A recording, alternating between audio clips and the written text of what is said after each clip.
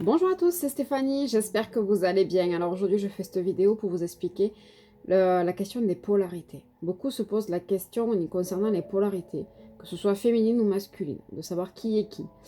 Alors en fait, comme vous savez, nous portons les deux polarités à nous. Nous sommes autant masculines que féminines. Sauf qu'il y a une de nos polarités qui est un peu plus mise en avant, qui est un peu plus évoluée que l'autre. Et c'est ce qu'on appelle la polarité féminine ou la polarité masculine. En fait, dans le parcours flamme jumelle, on nous demande d'équilibrer nos deux polarités, c'est-à-dire que de ne pas être plus féminine ou plus masculine. Donc ça fait partie du parcours. Parce qu'en fait, notre jumeau a les polarités inversées. Donc c'est-à-dire qu'il nous met en miroir nos polarités en inversé. Après, la question qu'on me dit souvent, c'est Steph, la polarité féminine est-elle automatiquement une femme? La réponse est non. Et idem pour la polarité masculine. C'est pas parce que une personne est une polarité masculine que c'est automatiquement un homme. Ou que c'est un homme qui a automatiquement une polarité masculine. C'est complètement faux. La preuve, c'est que moi-même, au départ de mon parcours, je pensais être une féminine. C'est-à-dire que j'ai pensé être une chasseur. En fait, je me suis vite rendu compte que je ne réagissais pas comme certaines de mes amies qui étaient aussi en parcours. Je ne comprenais pas leur côté excessif, leur côté où il fallait vraiment attirer l'attention sur elles ou quoi que ce soit. Et je me disais, c'est bizarre, c'est peut-être pas ma manière où j'ai pas été élevée comme ça en fait. Ce côté à avoir besoin de parler de beaucoup, quoi que ce soit. Alors que moi, je suis quelqu'un qui intériorise beaucoup, c'est-à-dire qui parle très très peu, qui analyse beaucoup, mais qui parle très très peu. Et en fait, je me suis rendu compte, faire, je crois que pendant ouais, 2 ans et demi à peu près, dans mon parcours, au bout d'un moment, j'ai eu un déclic en fait. J'ai eu un déclic en me rendant compte qu'en fait, ben, j'étais pas la féminine comme je le pensais. J'avais ma polarité masculine qui était beaucoup plus développée. Et c'était pour ça que je ne réagissais pas comme mes copines. Ce qui expliquait beaucoup de choses. Donc pourquoi moi j'étais plus dans le côté du silence, de garder tout ça pour moi, enfin côté préserver mon jardin secret, que de besoin de développer, de parler, de tout ça en fait. Et en fait, c'est là où je me suis rendu compte que j'étais une masculine. Alors, ça a été un choc au départ, parce que je me suis dit, ah, mon Dieu, j'ai fait tout le travail sur moi pour rien, je me suis trompée sur toute la ligne, mon faux self voulait aussi me persuader que j'étais une féminine, en me disant, c'est pas possible, t'es une féminine. Alors, j'essayais de me rassurer à tous les petits trucs qui pouvaient faire penser que j'étais une féminine, mais en fait, non, j'étais bien une masculine, je me fuyais bien à moi-même. Et j'avais surtout un très bon faux self qui faisait que je me cachais beaucoup de choses. Donc voilà, donc j'ai eu cette phase, voilà, obligée d'un peu de faire un deuil de cette polarité, puisque c'est une petite claque hein, qu'on se prend, de se dire eh ben, je suis une femme et je suis masculine.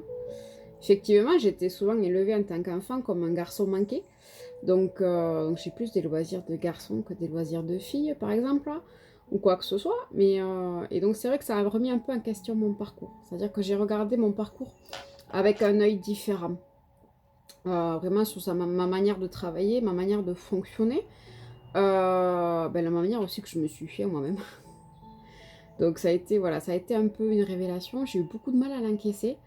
Mais après, ça m'a paru tellement logique en fait que je comprenais mieux pourquoi je ne correspondais pas à certains profils de féminines. Pourquoi j'étais vraiment en décalage avec mes amies féminines, que d'ailleurs je salue au passage.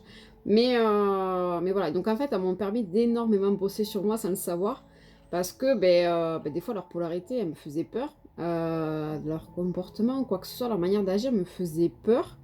Même si je leur disais pas, mais en fait, ça m'a poussé à moi aussi à travailler sur moi, sur le pourquoi elle me faisait peur, en fait. Donc voilà. Donc, ce que je veux dire par là dans cette vidéo, c'est pas parce que vous êtes une femme que vous êtes automatiquement une féminine. Et c'est pas parce que vous êtes un homme que vous êtes automatiquement un masculin. Les quelques caractéristiques que je peux vous donner, donc c'est-à-dire qu'on a la polarité féminine a besoin d'avoir beaucoup de regards sur elle. Elle a besoin d'être énormément entourée, énormément de verbaliser. C'est-à-dire qu'elle est capable de parler à un inconnu de son jumeau ou quoi que ce soit, parce que c'est un peu comme si c'était vital pour elle. Alors que le masculin, lui, la polarité masculine est tout l'opposé. C'est-à-dire qu'il ne va surtout pas dévoiler ce qui se passe à l'intérieur de lui. C'est quelqu'un qui est beaucoup plus dans la retenue, qui est vraiment en observation. C'est pas parce qu'il ne parle pas qu'il ne ressent pas des choses.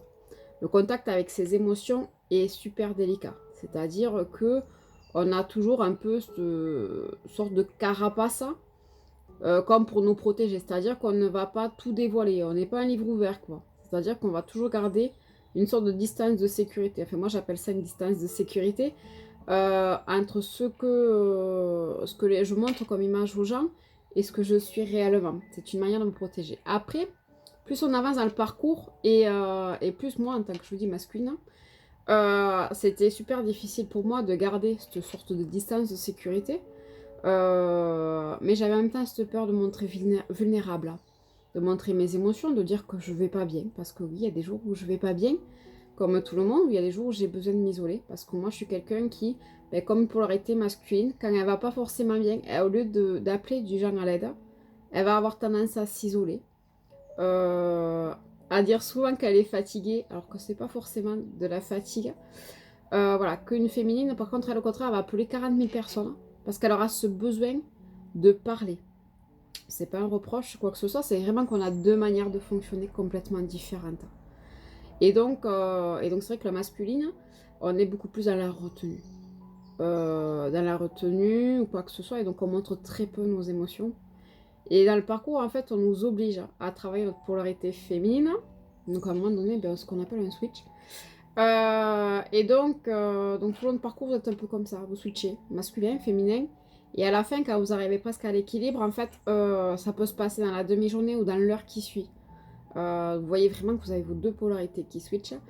Et en même temps, le parcours pour les masculins est là pour nous apprendre à verbaliser, à oser dire qu'on va pas bien, à oser ben, côtoyer nos émotions, chose qui est souvent difficile, hein, parce que c'est-à-dire qu'on est déjà plus ou moins pudique, donc c'est-à-dire qu'on ne va pas, par exemple, pleurer en public, on va pas exposer ses émotions en public.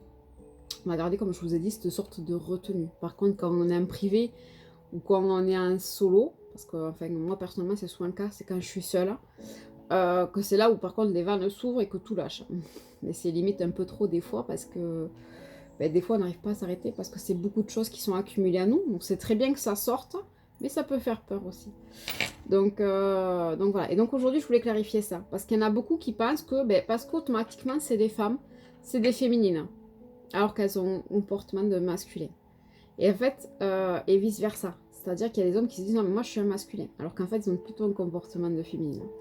Donc c'est pour ça qu'il est important à un moment donné dans son parcours de prendre du recul et de voir notre manière d'agir, de prendre du recul sur soi, sur notre situation et comme ça au moins ça permet de se positionner. Parce que je vous dis honnêtement, moi pendant 2 ans et demi dans mon parcours, j'ai cru que j'étais une féminine, donc en gros je me suis vraiment bien voilée la face. Comme on dit, j'étais en déni total sur ma polarité. Ça m'arrangeait fortement d'ailleurs à ce moment-là. Même si j'avais plein d'incompréhensions ou quoi que ce soit, mais ça me rassurait. Du moment où j'ai accepté que ben, j'étais une polarité, j'étais une renaza, j'étais une polarité masculine et je fuyais. Et effectivement, je me fuyais dans le travail, dans toutes mes activités. Je faisais en sorte de surtout pas ben, me prendre mes émotions en pleine face. Ben, c'est là où j'ai réellement avancé dans mon parcours parce que ben, c'est là où j'ai vraiment pris conscience de ma polarité. Mon travail d'avant n'a pas été en vain, c'est-à-dire que mon travail d'avant était nécessaire, il a été fait correctement, je ne suis pas repartie à zéro parce que j'ai réalisé que j'étais une polarité inversée. Non, ça m'a quand même apporté. J'ai juste continué mon évolution de manière différente et en étant consciente ben, que effectivement j'étais plus masculine que féminine. Donc voilà, donc je voulais faire cette vidéo parce que je vous dis, c'est une question qui me revient très souvent et je l'ai vu passer là encore il y a quelques jours où des gens me demandaient si automatiquement être une femme voulait dire féminine. Alors non, ça ne veut strictement rien dire. Au niveau de l'âme, on est androgyne. Donc c'est juste une polarité un peu plus dominante que l'autre. Vous pouvez très bien être une femme et être masculine. Ça ne veut pas dire que vous vous habillez pas en fille, que vous faites pas vos ongles, quoi que ce soit. Mais c'est juste que ben, vous avez une polarité masculine un peu plus dominante. Et c'est souvent, on est souvent des garçons manqués sur la retenue, dans l'aide à la personne ou quoi que ce soit. On est souvent très très dur comme femme. Donc voilà. Et pareil pour les hommes. Ça peut être l'inverse. Ça ne veut pas dire que vous êtes hyper efféminé ou quoi que ce soit. Mais c'est juste que vous avez une sensibilité un peu plus à fleur de peau. Et que vous n'avez pas de problème pour exprimer tout ça. Donc, donc voilà. Donc j'espère que cette vidéo aura été un peu claire. J'avoue que c'est pas forcément facile d'expliquer tout ça. Et donc je vous souhaite une très bonne journée. Je vous dis à très bientôt. Bye bye.